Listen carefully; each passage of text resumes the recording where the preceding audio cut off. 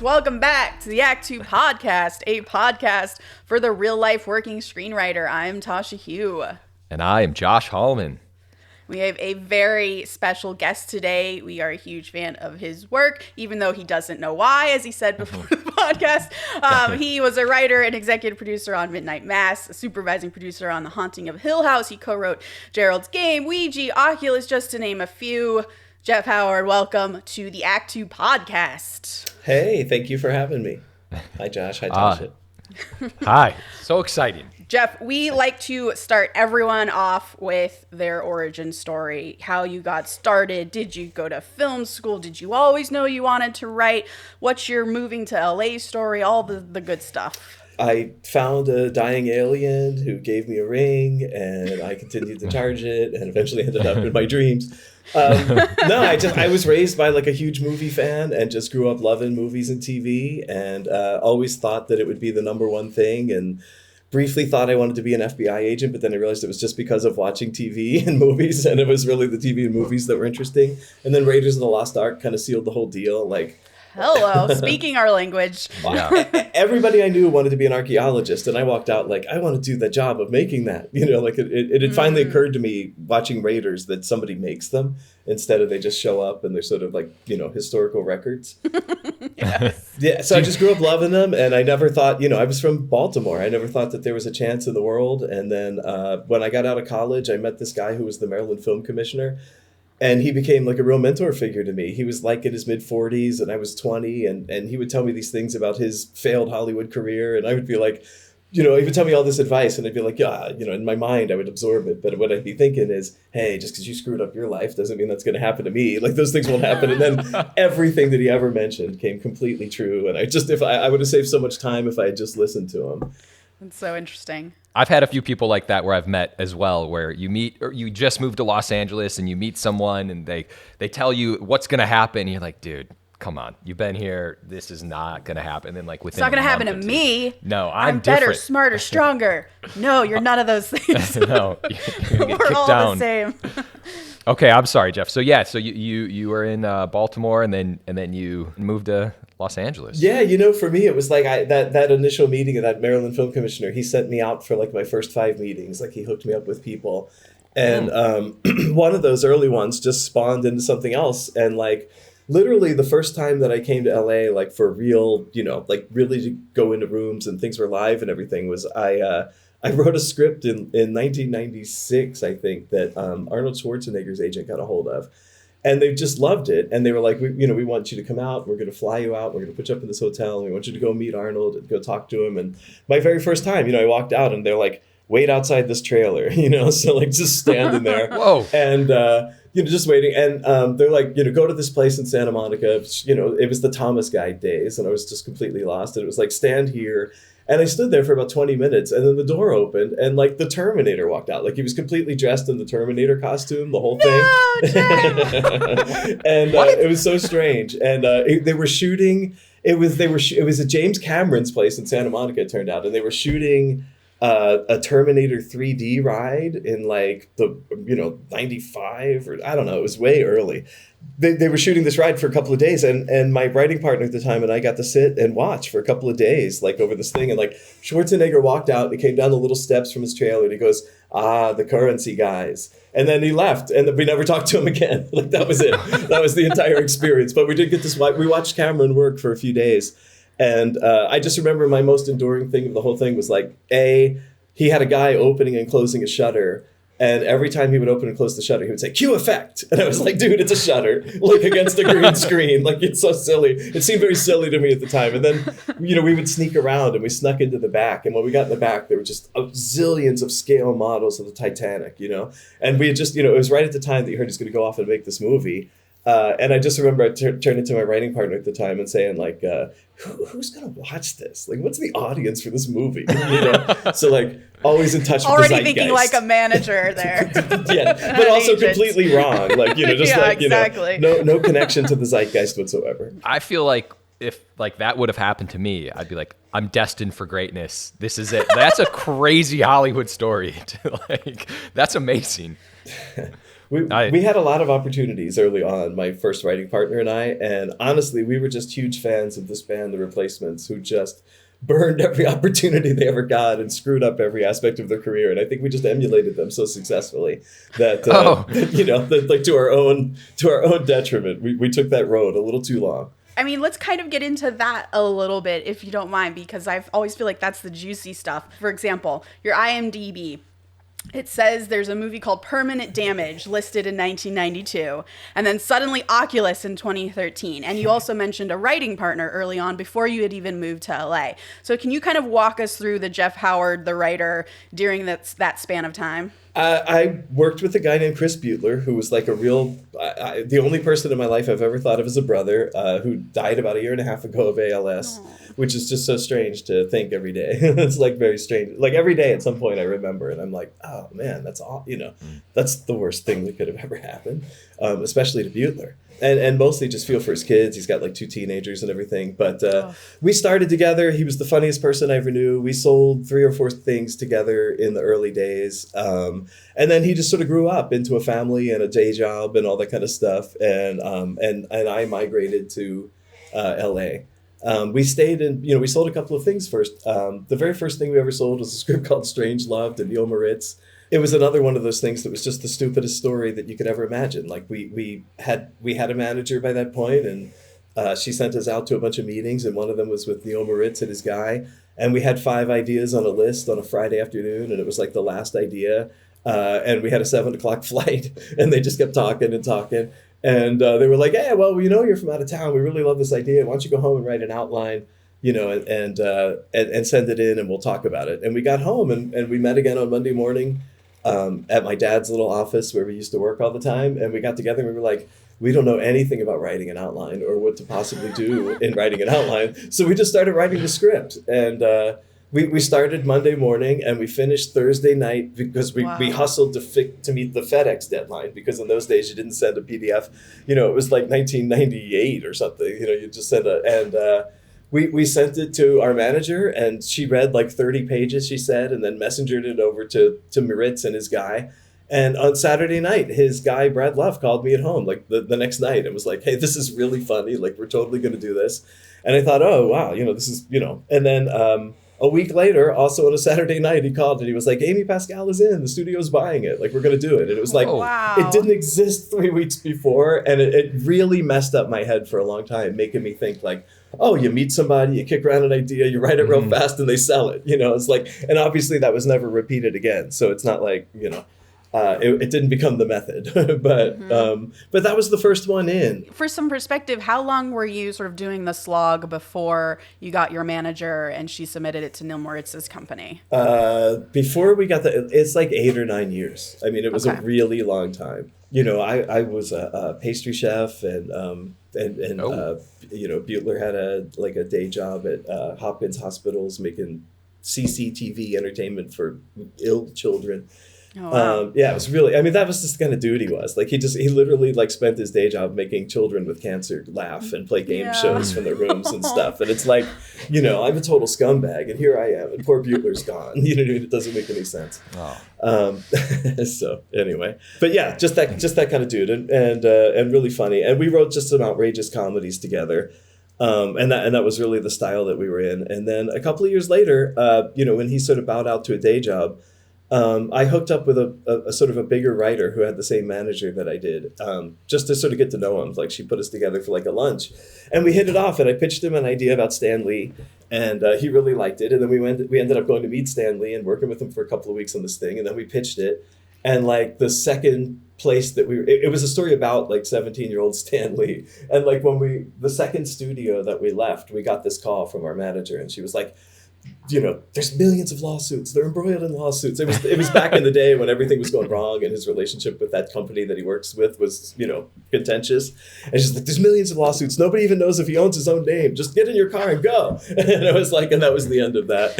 So in the immediate wake of that kind of sparking together, I had a book that I really liked.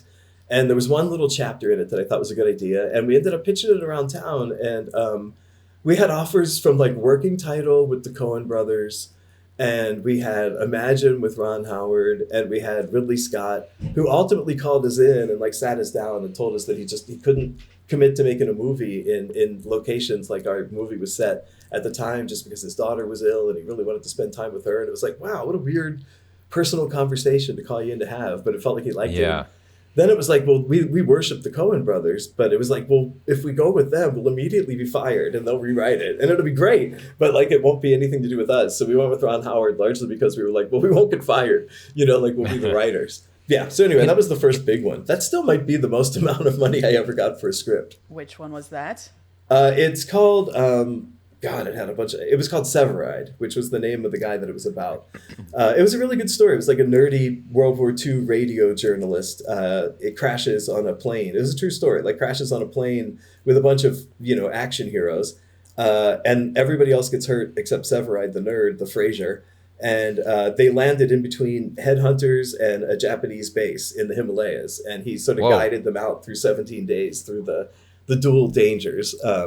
As the only healthy person. So anyway, it was fun. Holy cow. Can I just ask you real quickly, because we've talked a lot about writers having imposter syndrome. And at that time in your career, which sounds insane, like this is awesome, you're sitting down with Ridley Scott and you're meeting everybody, you're meeting Ron Howard. Were you thinking, yeah, this is normal? Or were you just kind of like, what's happening right now?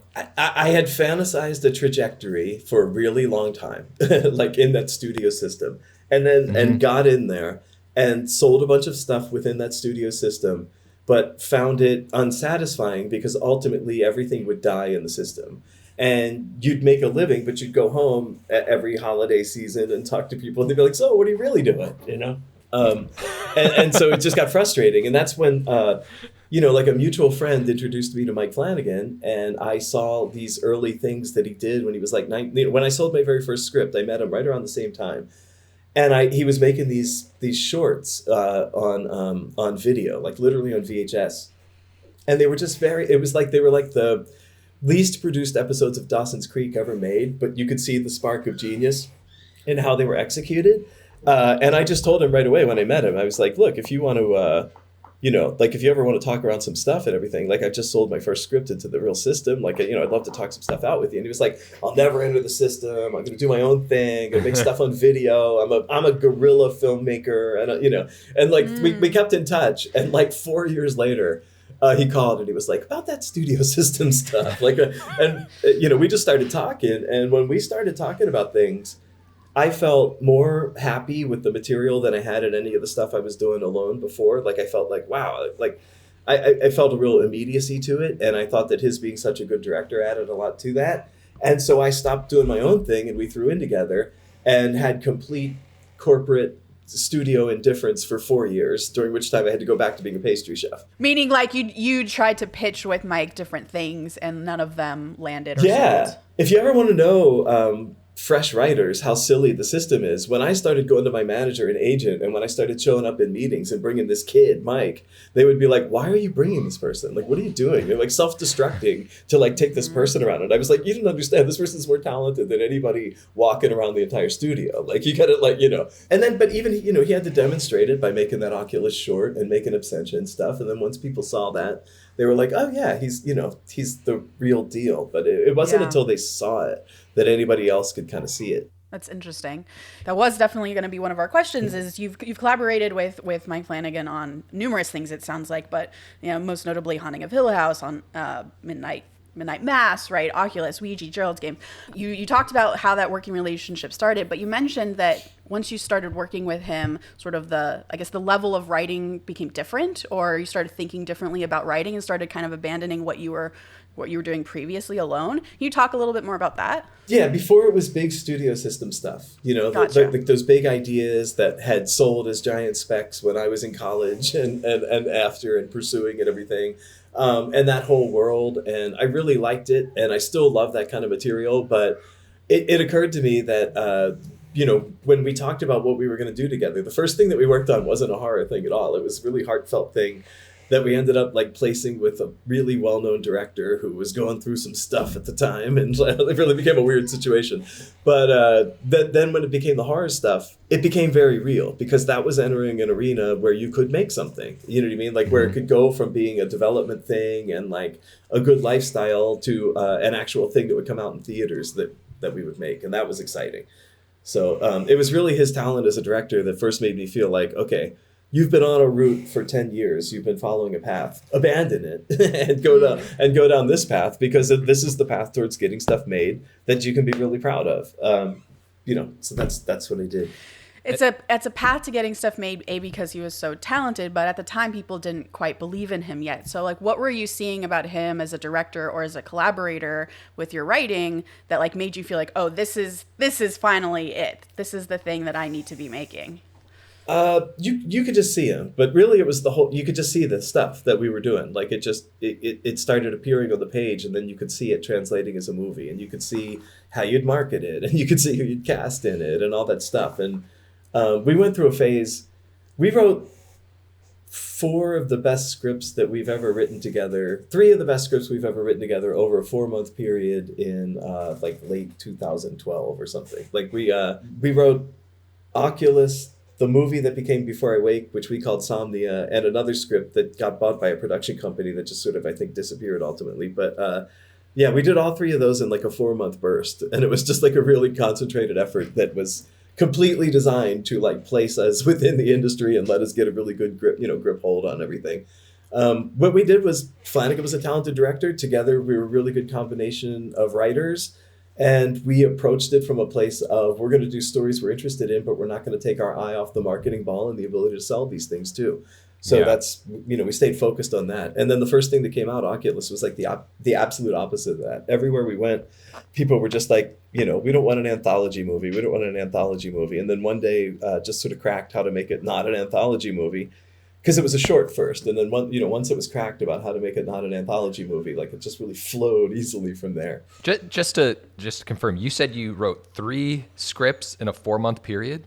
Yeah, I'll tell you something. Okay, this is... Damn, Jeff. Well, all right. So Flanagan and I, in the early days, what we would do is he was working I was working as a pastry chef, and he was working as like an editor of reality TV. He was doing that show, the drug show, Intervention maybe, or something like that. Yeah. And so we'd be on the phone, and like he'd hear me. I like that show. It's funny, but now you know why. Yeah, exactly. Like, wait, there's something about the crafting of this show that really appeals to me. I don't understand. Yeah, but like I'd be like, oh, my scones! I burned my scones, and he'd be on the other end, and you'd hear like, and then the 9 months of the darkest period of my life, the 9 months of the darkest, 9 months of the darkest. It's like, but we would just talk, like, just both had the ability to talk story over that stuff, so we'd talk story endlessly.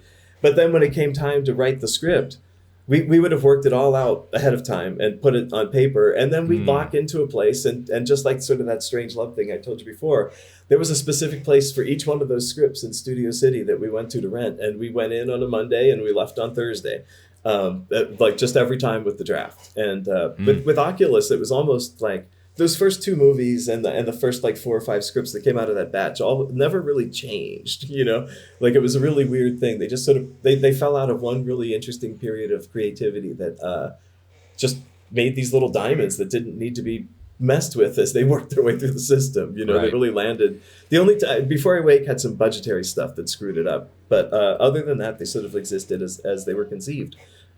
Which was like a rare treat after so much time of working and so much seeing things die in the system. All of a sudden, things were coming out sort of exactly as they were planned. So, with features, do you outline? It doesn't sound like you, or maybe it is. Maybe it's living all in your head, and then you're like, I have to get this out. But do you both have an extensive outlining process? It's evolved. Like you never start, you never end up. It's been 25 years now. You know what I mean? Which is weird, but it's weird to say, but it's weirder to live. But the systems have evolved, and when I first started, I didn't outline, and I attribute a lot of that to selling stuff that didn't get made because it was messy. It was good, but it was messy. Now I do like a 3-step outline process. I do 1 step that's just beats, just Indiana Jones steals an idol from the cave and Belloc takes it. Indiana Jones is a nerdy professor and he teaches the FBI about the Ark. Like just boom, boom, boom, boom, boom. which is like the first 20 minutes of Raiders, you know what I mean? Like in just 3 beats. I do that like just all the way through to make sure I got a proof of concept that I can kick the tires of it and make sure I got a story. Then I'll go back and do a second outline where I lay the character right on all those beats, like so that they're just sort of intrinsically tied from the very beginning. So the whole character journey and the story through the character's eyes will go on top of those basic beats. And then I'll go back a third time, most of the time, and like strip in all the details, this scene, that research, you know, this stuff, so that you have like a smart friend sitting there with you when you're working on your draft, you know, like a reasoned friend who's thought it out. What I really don't like is to sit there in final draft and go, what's next? You know, like that's really hard. Right. So when you say you layer the character stuff over the like plot beats, can you talk about, like, literally talk about what that looks like? Is it just, here's a beat that's my character feels sad, and then the next one, they feel happy now because of X? Well, it's more like the journey through their eyes. It's like, okay, if the first beat is about, you know, a man in the jungle with a couple of people breaking into a cave to steal an idol, but you look at it through the thing, what do you learn? Well, you learn that he's trusting. You learn he's really good at his job. You learn he thinks twice and cuts once, you know, measures twice and cuts once. But then you also learn when the adrenaline kicks in, just goes for it every single time. You learn that he's a little too trusting when it comes to dealing with his people, and maybe a little naive about how people really are and their duplicity. And you also learn that he's intrepid. Given the chance at any sort of hint at getting away or getting what he wants, he'll take it no matter what the danger. So it's like, that's it to me. It's like, look at the story through their eyes. What do we learn about the character in each step of this thing? And how does it get us to where we want to have them at the end, you know? Yeah, and actually, what's really interesting about what you said too is it's from like the audience's point of view, right? It's yes, it's what are they feeling, but sometimes you can get bogged down by what the character's feeling and not kind of project it the proper way of what the audience experiences. So that's a really interesting step. A screenwriter is a cult leader. Everybody in your cult is the people who watch the movie or the TV show. All you're doing is programming them how to think. It's like, you know, it's not a hugely different job.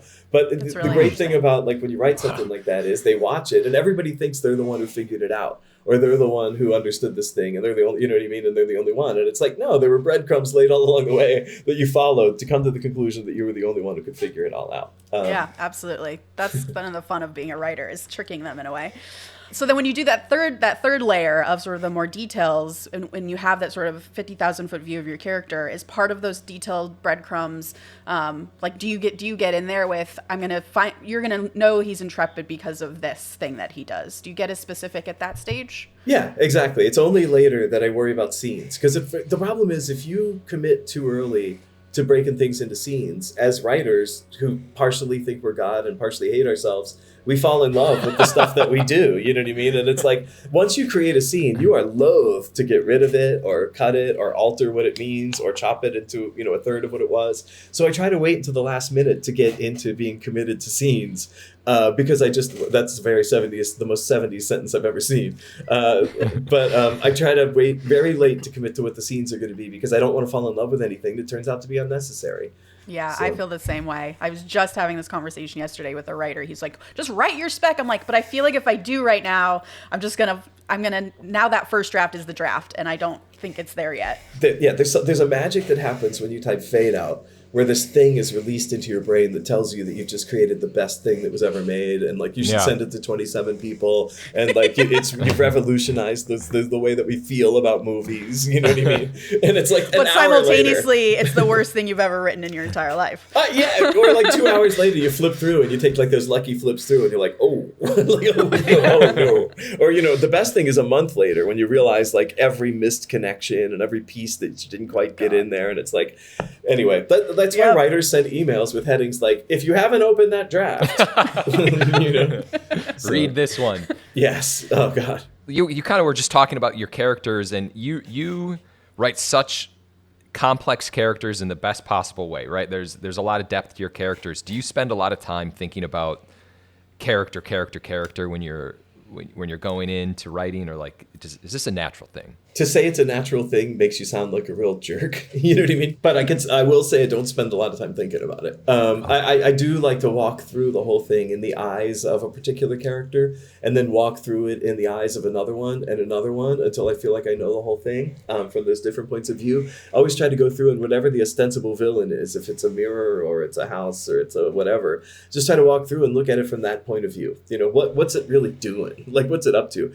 Because so many times you just sort of leave your bad thing or your problem to just suit the story that you're telling forward of your character, and it's like, they got their own agenda. They don't know they're trapped in some structure where they're following the lead of a person who's trying to defeat them. You know what I mean? They're just going about their business. Yeah, I just try to always approach it that way, where it's like, these characters don't know they're locked into a 3-act structure. They don't know that, like, or a 5-act structure. They don't know that, like, where they're treading water in the middle to get through to things at the end. So that when it'll finally all happen in the end, they think they could win at any given time throughout this whole thing, you know, or they think it's almost over. So it's like, I think a lot of times, especially lately in reading scripts, it's like, there's a lot of saggy middles that mostly come from the idea that they've lost track of their character doing anything, because they're just literally sitting around waiting for the end, you know, like waiting for the big moment where they can strike. So it's like, no, they always think they are. They're always in the struggle. Let them be as deeply into it all the time as they can be. And then the other thing is just, again, if you want to sound pretentious, I watch a lot of Frasier, so it's like this. It's hard for me not to sound pretentious sometimes. You know what I mean? But it's like I think that the trick is, people say write what you know, but it's not write what you know. Like, okay, I know how to make brake pads in a factory in Sandusky, Ohio. You know what I mean? So like, that's what everything I'm going to do is be about. I think it's your emotional truth and the things that you felt and lived through in your life, and you transpose those very real emotions over to your scenes that are in a heightened world that's much different and bigger, where ghosts exist, or Godzilla exists, or, you know, whatever, or, you know, there's a nuclear bomb waiting to go off and explode the world's oil reserves. It's like, you know, but you take your real emotions and transpose them into this greater world, and then it just always sort of rings true. And I always think back to movies like Midnight Run that like affected me so much as a kid, because it's like, it was just so real and so genuine while also being so entertaining. So just try to maintain that. Like, John, you know, like, if you think the Flanagan stuff's impressive, wait till we talk about Alex Aja or John Carpenter. Yeah, it's like, to me, it's a very Carpenter type thing, you know, with those characters. It's like, there's a thing that they go through and they come out the other side, like, reinforced in their own beliefs, but still different. So. Yeah. And you mentioned the second act sag, which is definitely a problem for so many things that make it to production and make it to our TVs and theaters, but as well as on the page. Can you talk a little bit about how you sort of avoid the second act sag? Have I? Has anyone? You have. I don't know. Look, early on, when Flanagan and I started working together, we did talk about structure, and we talked about like piecing things together, and we went through a lot of movies and broke structures and talked about them and compared them. It just occurred to me that Act Twos are like two separate pieces. Yeah, and this is just for features, but it kind of applies to TV in its own way too, for middles. It's like, what's really going on in the middle is, you got a character with a personal problem, and they've also got a bigger problem. You know, I always say global, and then people are like, not everything has a global problem. It's not all Independence Day. I just mean the big one. I just mean the big one. You know, so it's like there's a personal problem and a bigger problem, let's say, a global problem. And that global problem, like in the first half of the second act, is running rampant, and it's winning. And your character is too lost in their own personal problem to effectively fight it, you know, characters, whatever it turns out to be. And then at midpoint, it's like they really get crushed.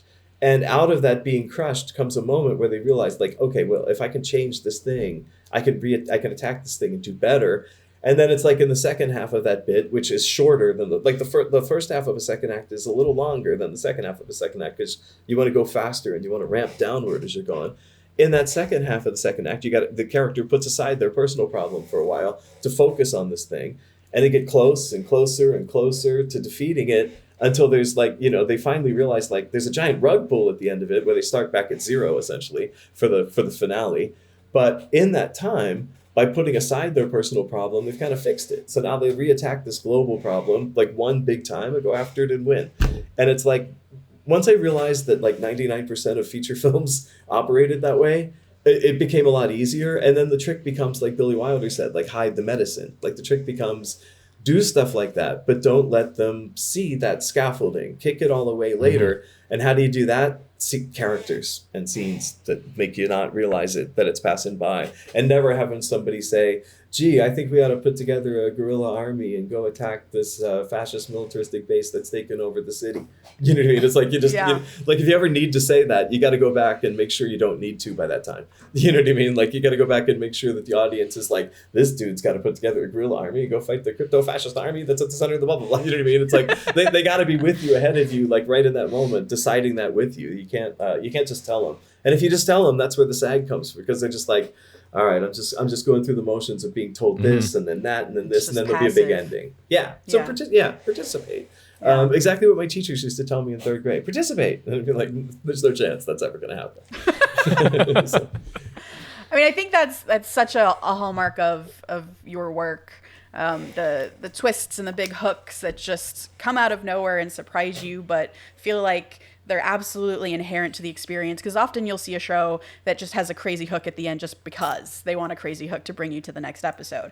But that never feels like that's what's happening in your show. Can you talk about how you create these twists and hooks for TV? Are they very conscious things that you do in the writer's room? Because I often find myself will break an episode and be like, well, that last scene isn't really hitting you in the face enough. That's not going to bring you with excitement into the next episode. Let's rethink that. So how do you kind of talk about twists and hooks in your writer's rooms? With Hill House, there was this great thing where there were these little round magnets that we had and just drew different levels of scared faces on them. It was like, like bigger and bigger scare faces on the little magnets, and would literally just place the magnets on the episode as it was broken out on the board and look like, okay, like, all right, we got a big one and a little thing and a creeper and a thing and a big one and a big one. And we just charted the progress of this stuff, like to make sure that there was enough in there to always be hitting you and always be making, it was like, and formulaically, it's just like everything had to be preceded by feels, It was like, how do you feel about something? Boom, the worst thing happens. How do you feel about something? The worst thing happens over and over.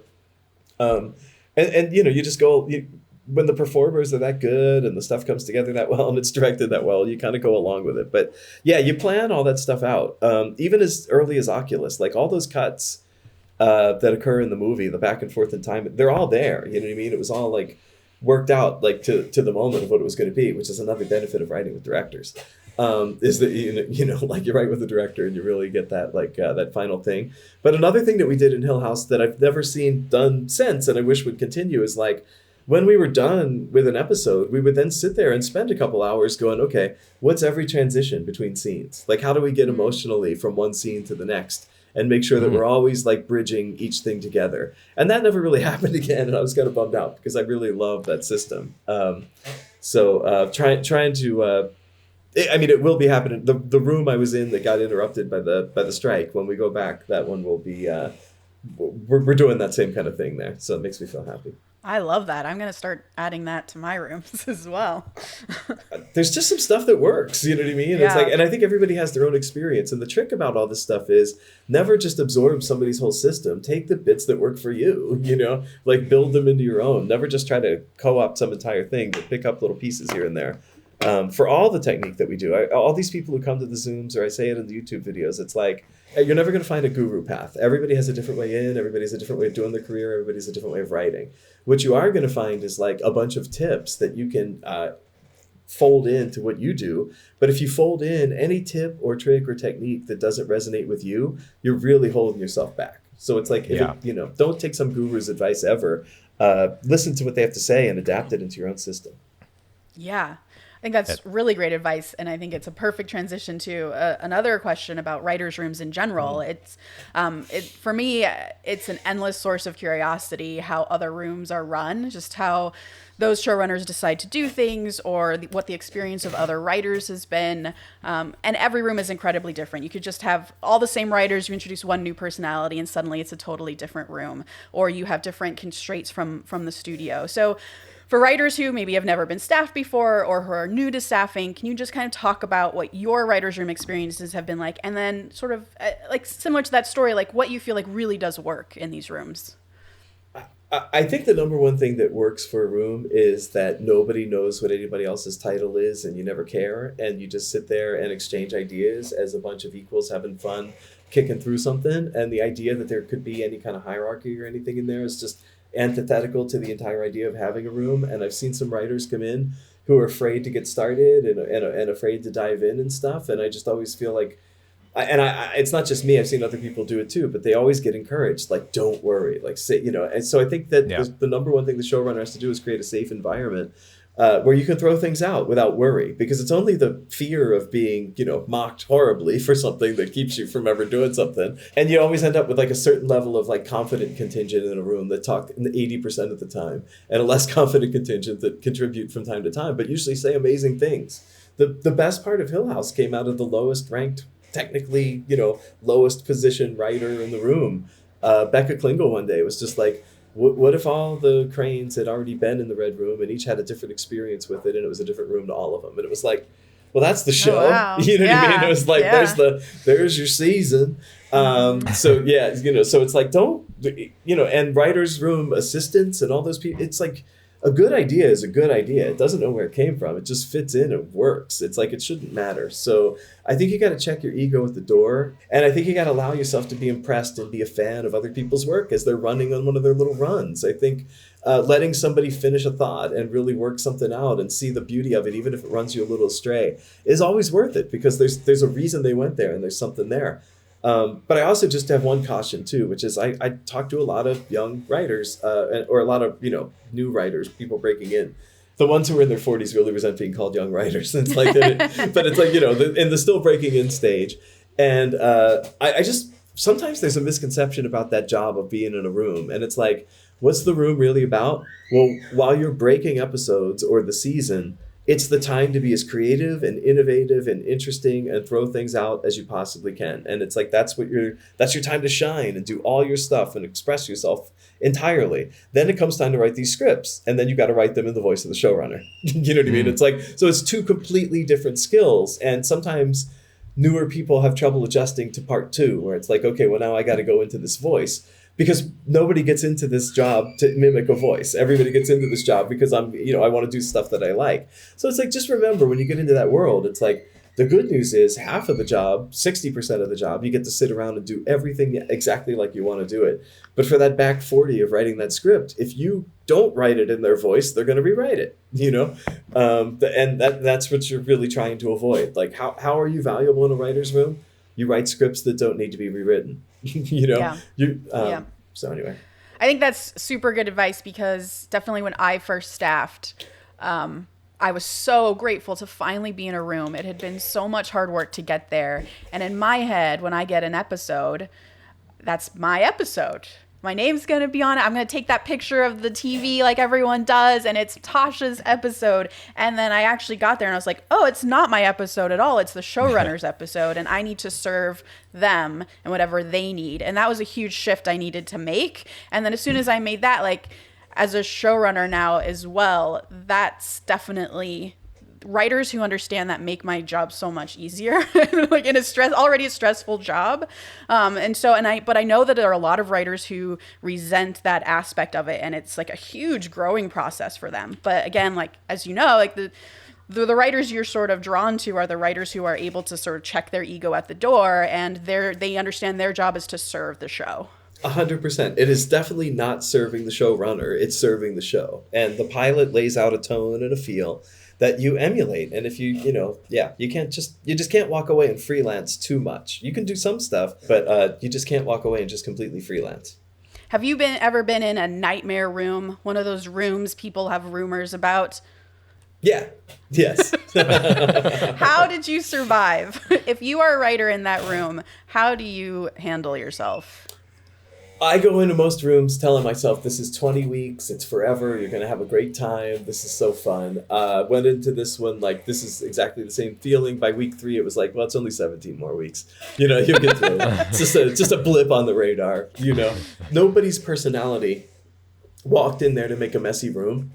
There were just a lot of circumstances swirling around, like that project and a million other projects at the same time, that made it so messy. Yeah. That's all. The good news is you probably think it's the best show. You know what I mean? They can be too clean. Everybody had too much fun. People went home too early. Nobody wanted to dig back in.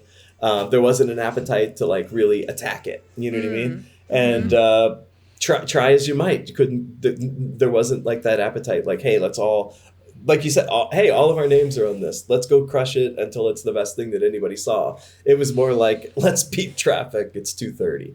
So why? That's so interesting. Why do you think that was? So That's so interesting. different rooms have different cultures. You know what I mean? It's absolutely. like, I just come from a place always where it's like, hey, your name's going to be on it and people are going to watch it. And, eventually your mom's going to have something to say. It's like, and like, all your friends. It's like, I don't want to, I really have tried. And in the stuff with Flanagan, I was just so used to a world where we would just do it until it was right. You know what I mean? Like, It wasn't like, oh, I got to get back to this, or I'm going to go have this life, or I got other things. It was just like, no, this is the only thing that matters in the whole world. And they're just going to do it until it's like as good as you can get it. And, in sort of a post Flanagan era of going out and working with other people, the only thing that's been a bummer is that not everybody in the world feels that way. But the good news is there's a bunch of people who do. You know what I mean? It's like I've written 2 movies now with Alex Aja that stuff that's just working through the pipeline, and it's just like the best time I've ever had. Like, you know what I mean? Just like two people on a Zoom,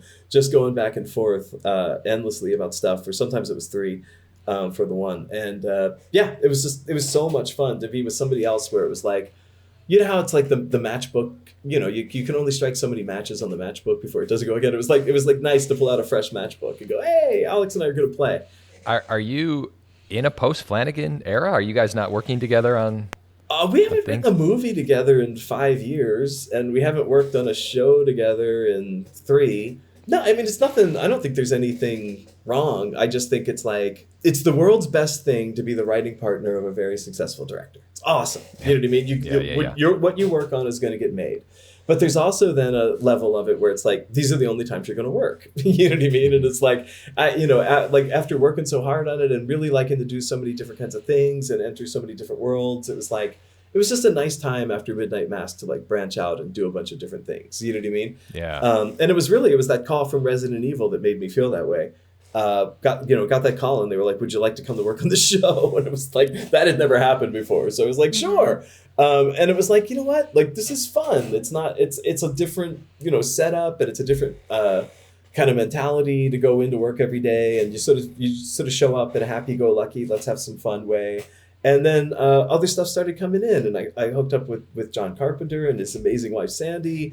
And we started talking ideas, and then one of those worked out, and we did a pilot together that's still doing its thing, and another one on the way, and the stuff with Alex. And it was just like, wow, like this is after like almost 20 years. I think Flanagan said one time it was like 20 years and something like 28 or something scripts. It was I don't know, it was just nice. I don't think there's anything. I mean, I think if we wandered past each other, if you're like, hey, how's it going? You know what I mean? It's not like that. It's just like, all right, it's time for a new phase. Yeah. So the Whole New World song started playing in my head as you were talking. I used to be one of those people, I'd read those biographies when I grew up, and I was like, why would these idiots rock a good situation? Why would you ever go do something? You know what I mean? Like, why wouldn't you just ride it out? And then get into the situation and you're like, oh, I get it. It's like, I don't know, there's a part of you that's always looking for new challenges and fresh ways to do things. One of my most fun things now is to hook up with newer writers and get in a room and throw stuff around like 2 people with guitars or something and just see what comes of it. And that sounds fun. It's great. It's one of the most fun times you could ever have. You know what I mean? Yeah. So, yeah. On your personal journey, have you been selective where you're like, I just want to work on features. I'm going to work in television. Have you ever been concerned that you were going to be pigeonholed in one or the other? Because you seem to flow between every medium pretty seamlessly. So got totally lucky. You know what I mean? Was working in features like I always wanted to do, but I love TV. And I used to beg my agents back in the day when I was selling those features in the pre-Flanagan days, like, what do I have to do to get into TV? And they're like, well, you can't. You know what I mean? It's like, well, you got to do the, it's a whole different thing. Got to do this, got to do that. And then like like a lot of people, the streaming thing came along, and then I got invited because of Hill House into the world. Mm-hmm. And then once you were there, they sort of accepted it. And it was lucky for me because I know there's a real divisive thoughts now about so-called auteur TV versus traditional writer's room TV. And I just like both. You know what I mean? And I just can't help it. Like I really like both. And I think everybody has seen shows from each side that they like. Professionally, I do like a good room. You know what I mean? I like that classic, go in, have a room, write a bunch of episodes. Writers get to go to sets and be a part of producing them, kind of thing. creatively, single director TV though, it's really satisfying in terms of like what, you can hold a tone and hold a visuals and like captivate an audience through a whole thing. So it's like, I'm torn, but I think in my future, I want to point myself as clearly toward 22 episode network television as humanly possible in the post-strike days. That's my fantasy is just, I want the Friday night, Saturday night, NBC Saturday, NBC, CBS, 10 o'clock horror slot for 6 years. You know what I mean? Yeah. You're right, like Law and Order meets like Haunting of Hill House or something. I don't think I haven't mixed ad-libbed every possible take. It's like that. Yeah, that's what I've been going through. Is like what's something that is technically manufactured to satisfy this audience. Like you know what I mean. But it's like technically manufactured to do it, but also doesn't suck and is really good. Yeah. I mean, speaking to all the many things that you do, what then is your writing schedule like given all of that? Strike notwithstanding, let's say on a normal day. When you're in a room, it's pretty set for you. You know what I mean? Like this witch's room that we were in, it was like 9 to 2 over Zoom, which is perfect. We had people from like India and Minnesota, exotic locations like New York City. You know what I mean? And so it was pretty set, like in a 9 to 2 kind of a stage. Alone, I like to wake up in the morning and just crawl outside and do it before you're out of your dream state fully. You know what I mean? Before the world wakes up and starts bothering you. I think you can do your best stuff before the phone possibly starts ringing or before anything interesting happens on social media, So in a 9 to 2 room, would you leave room, especially if you're already at home, and then start working on your own stuff in the second half of the day? 100%. I like to have a movie going while you're in a room. I think it's like it makes you less precious on both things, and I think the more precious you are about stuff, sometimes the more it can slip away from you. Yeah. Whereas if I would never want to be blasé, but I definitely don't want to be like, oh my God, everything in my universe rides on getting this exactly 100% correct right now, because I feel like that puts pressure on stuff that like relaxing and sitting back on it lets it just breathe. I wrote a movie I was really happy with, like right before the strike, and really enjoying the people to work with and stuff, and it's like it's a whole new setup of all new people that I didn't know ahead of time, and it's like, wow, this is exactly the kind of scenario I'm looking for now. So as we're kind of wrapping up here, we were talking about this, and you have a YouTube channel where it's called Jeff Howard Sessions, correct? Or yes. Sessions with Jeff Howard. I'm sorry. Yes. Is that Sessions? Yes. Well, because it started originally as a Jeff Sessions for Senator campaign channel that I bought for $30, and I was like, well, I won't change any of the branding, So that's hilarious. But yeah, you post videos and information that is incredibly helpful for not just like new screenwriters, up and coming screenwriters. It's just, I feel like it's helpful for anyone. It's just good to hear certain things and to talk about. I mean, we obviously can't talk about it, but could you talk a little bit more about your YouTube channel and kind of what you're doing and the information on there? Yeah, I'm really proud of it and happy about it, and it's something that I've been wanting to do for a long time. I really like YouTube, and I watch a lot of stuff on there that I just really enjoy, and when I was starting out, it was the late 80s, you know what I mean? I was like a teenager, and the only resources that existed were like the Spike Lee books about She's Gotta Have It and School Days and Do the Right Thing. And the Soderbergh did a knockoff version of those books with Sex, Lies, and Videotape. And the Sidney Lumet book was out. And the first William Goldman book was out. And it was like, those were really all the resources I could ever find about what this job was like and what it could possibly be. And the Spike ones were the best because he would do it in like diary form and take you from concept through writing the script, through shooting the movie, all the way to like release. And it was like, this is film school. Like this is somebody who's actually doing it and taking you through all the steps. And I just fantasized at that time about having some sort of place that you could go and ask questions or learn straightforward information or save yourself some time. And it took me 9 years to break in after college, and it took like another 9 or 10 years for something to get made. And it was like a crazy amount of time to like sit through and work through and like live through. And I just felt like at every turn I made mistakes creatively and professionally and opportunity wise and all of that stuff. And I thought, as I was now getting into like a later stages of screenwriting careerdom, that looking back, it was like, what if you could save people some time? Like, what if some of the stuff that you sort of did and the mistakes and the roads that you took that didn't have to be, you could sort of explain. And most people aren't going to be able to listen because most people needs to go through it themselves. Just like when I had that mentor, we talked about at the top of the thing, it was like I would hear him and he would tell me things and I'd be like, that'll never be. And then 20 years later, I realized it was all true. Well, it's like many people might not be able to hear it, but I wanted to put out a bunch of straight information as I had seen it and lived it. Just and a bunch of anecdotes too to walk you through it. Just really designed to save people time in the journey. And I do these other things, these little sessions that are over Zoom or whatever. We'll replace Zoom next. And it's like those are really great, and I really enjoy doing them. I wanted to do the YouTube thing, so there's this like free repository of stuff just for people to access. So I'm just going to keep building it and keep trying to romance the YouTube algorithm as much as humanly possible. It's like Marcia, who's my partner in it, and Ken, who edited that first Ouija movie and a lot of horror movies, is our editor and effects guy. And it's like we just threw in as a team, and we're like, let's just each own a third of this thing and give it a shot. And if it takes 18 months to get it up and running to be something that's profitable or does its thing, that'll be great. But in the meantime, we'll just build a treasure trove of like 100 or 150 videos that people will be able to reference and see if it works for themselves. And just last thing, I'm trying to move into a zone now where it's like I've done a lot of like anecdotal kind of things too.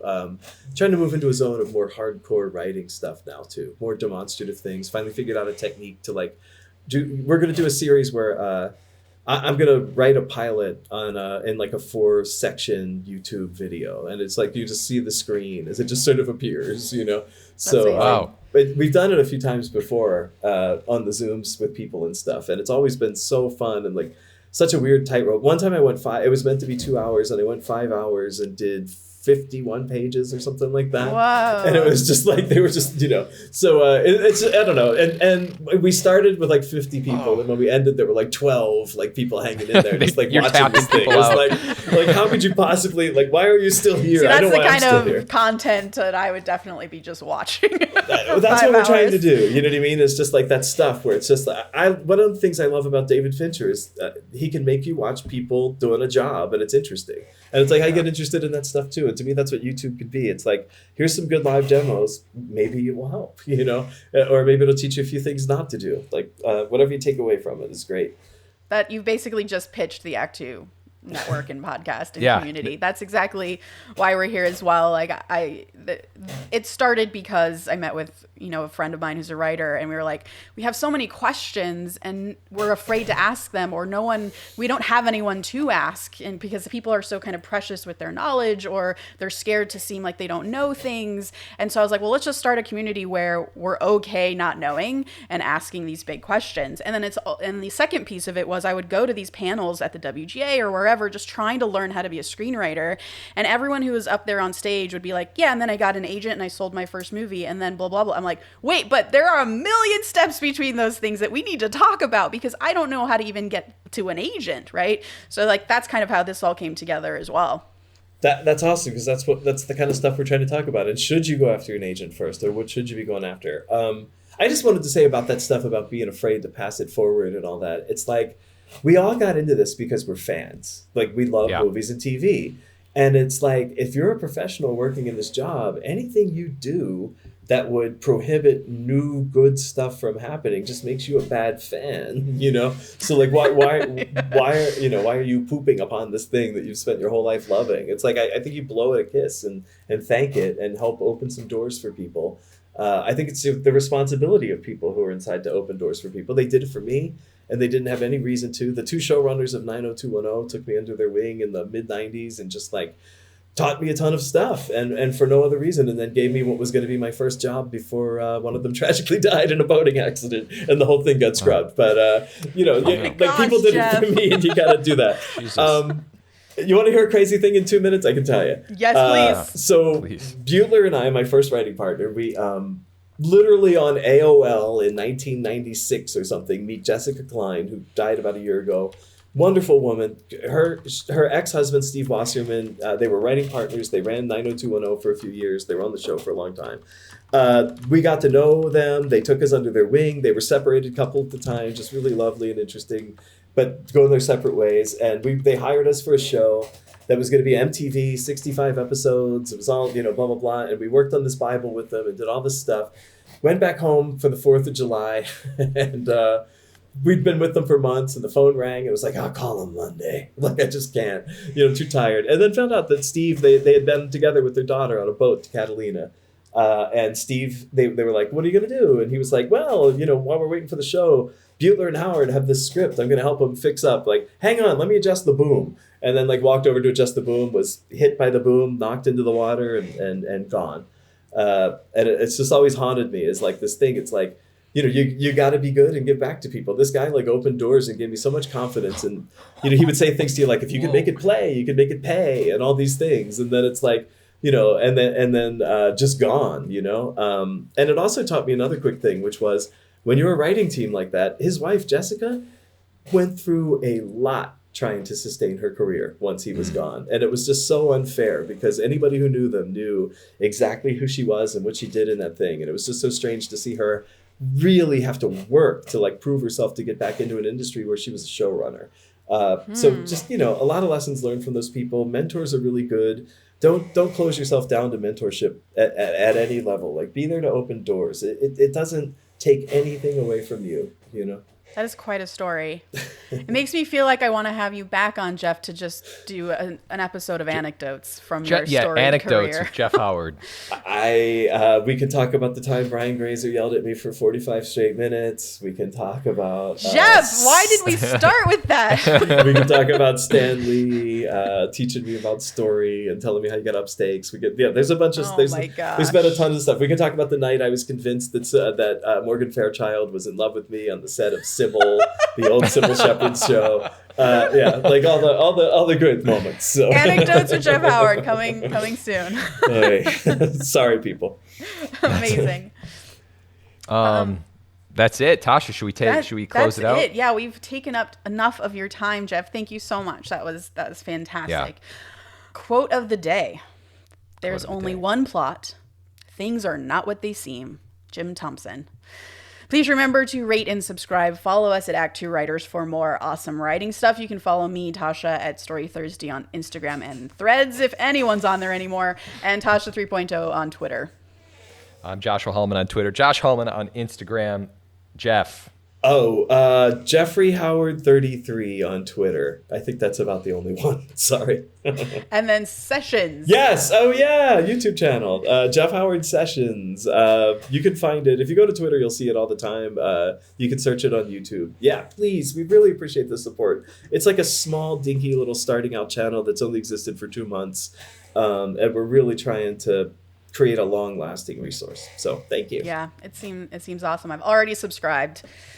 Me too. I'm off to record the next one as soon as we're done. It's like it's a nice snarky one too. It turns out the snarky headlines are the things that work. So here we go. That's true.